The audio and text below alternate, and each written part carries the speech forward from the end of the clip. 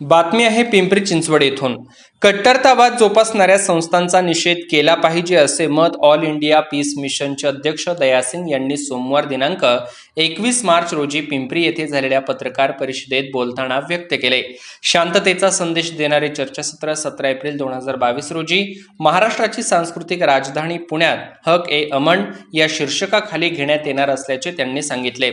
सध्या सुरू असलेल्या राजकारणावरील अनेक मुद्द्यांवरती देखील बेधडक वक्तव्य त्यांनी केले। याच बातमीचा प्रत्यक्ष आढावा घेतलाय आमचे विभागीय संपादक रोहित खरगे यांनी। पाहूया। दयासिंग यांनी बोलताना अनेक विषयाला हात घातला। त्यांनी आम आदमी पार्टीचे अध्यक्ष केजरीवाल यांच्यावर देखील हल्लाबोल केला।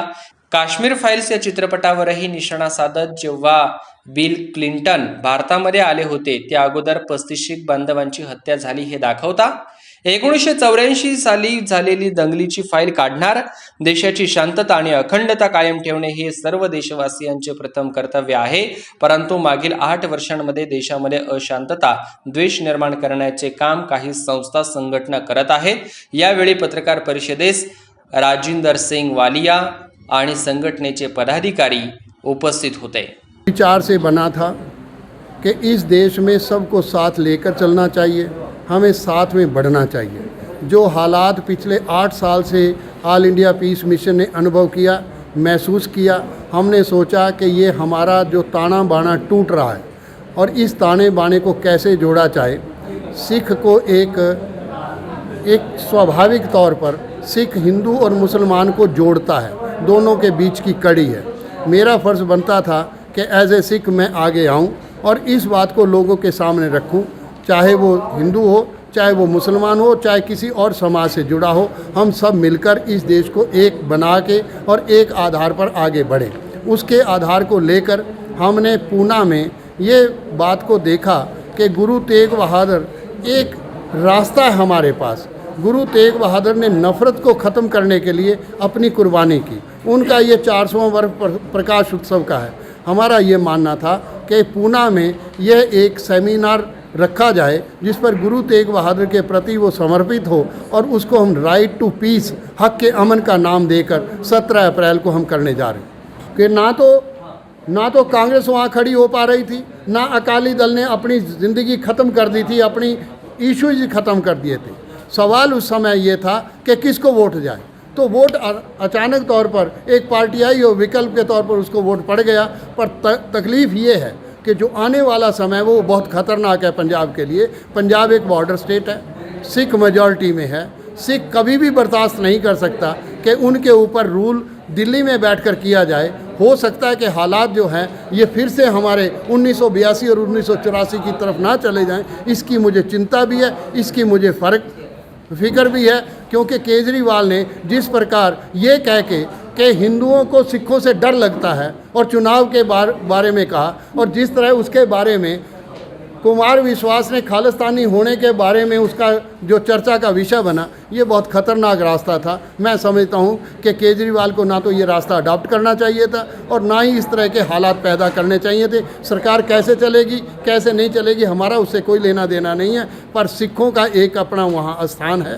श्रोमणी गुरुद्वारा प्रबंधक कमेटी वहाँ है, एक सोच है, एक चिंतन है, उसका असर पूरे देश में पड़ता है, पूरे इंटरनेशनल लेवल पर पड़ता है। इस बात की हमें चिंता है कि ये एक वर्ग को पोलराइज कर रहा है, ख़ास तौर पर जिस हिंदुत्व को, पूरे हिंदू समाज को वो रिप्रेजेंट नहीं कर रहा।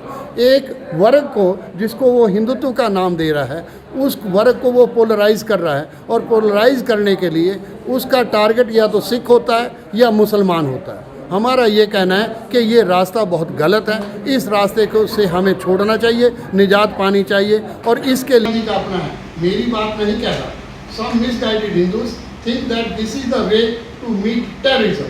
उसके मुकाबले में अडवाणी जी क्या कह रहे हैं, one of the major mass agitation.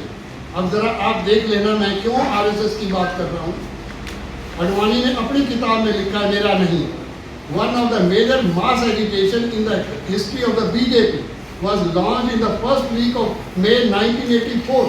जून 84 में ब्लू स्टार ऑपरेशन हुआ, उससे 1 महीना पहले की बात अडवाणी जी कर रहे हैं कि in 1984 when we undertook a 10-day satyagraha against what we termed as the government's ritual surrender, तो what he wanted to say, वो क्या कहना चाहते थे देश में, तो यह पहला हालात आरएसएस ने सिखों को टारगेट किया और उसके बाद मुस्लिम टारगेट हो गया। आज हालात ये हैं, ना तो कहीं सिख नज़र आ रहा है, ना कहीं मुसलमान नज़र आ रहा है। जो बात मैंने 1920 की कही वो केवल इसलिए आपके सामने कही कि इस देश को आज़ाद करवाने में जितना कंट्रीब्यूशन सबका है उसमें सिख और मुस्लिम भी उतना ही कंट्रीब्यूट रखा है। इसलिए मेरा कोई सुमेल है, क्योंकि शिवाजी मराठा को भी समर्थ रामदास के माध्यम से गुरु हरगोबिंद साहब के समय ही उनके संबंध बने थे। और शिवाजी तभी बने जब गुरु हरगोबिंद साहब जो छठे गुरु थे सिखों के, उन्होंने उनके साथ खड़े होने की बात की समर्थ रामदास के पास। तो मेरा ये मानना है कि हमारे मराठा के साथ और सिखों के संबंध भी बहुत अच्छे रहे। तो मेरा ये भी मानना है कि आओ मिलकर इस बात को करें और अपनी बात को आपके सामने रखें। और ये जो इतिहास के वो पन्ने हैं जो छूट गए, जिसके बारे में कोई बात करने के लिए तैयार नहीं है, तो आओ मिलकर इस बात को करें।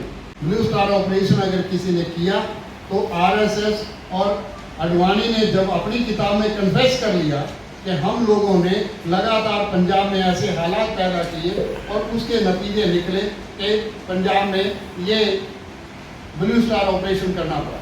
मैं एक लाइन आपको कह दूं ताकि ये बात साफ हो जाए।